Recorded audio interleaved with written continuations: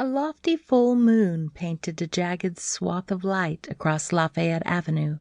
Maggie Anderson glanced at the digital numbers on the dashboard. 4 o'clock in the morning. An eerie calm hovered over New York, the street absent its typical bumper-to-bumper congestion. At least she would make it back to the apartment in good time.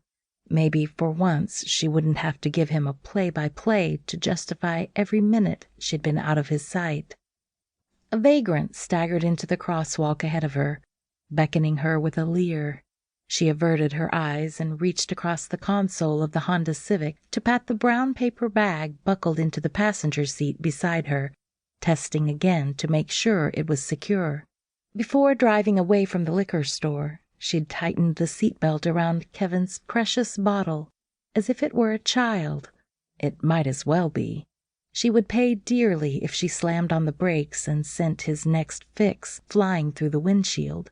For a split second, the thought caused a cynical smile to tug at her mouth, until an image of the probable aftermath came into focus.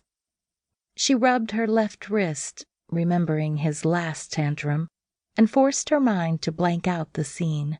No use spoiling these brief minutes of freedom with a dose of reality.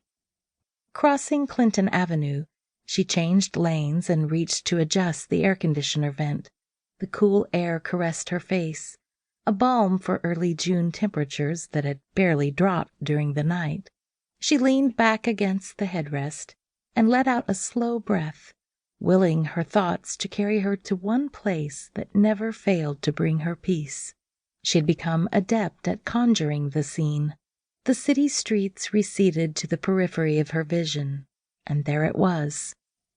The riverbank, soft beneath her bare feet, cool water lapping at her toes, and overhead, towering trees that whispered in the breeze, calling her to step deeper into the river's flow. She lowered her eyelids to half-mast, letting herself drift.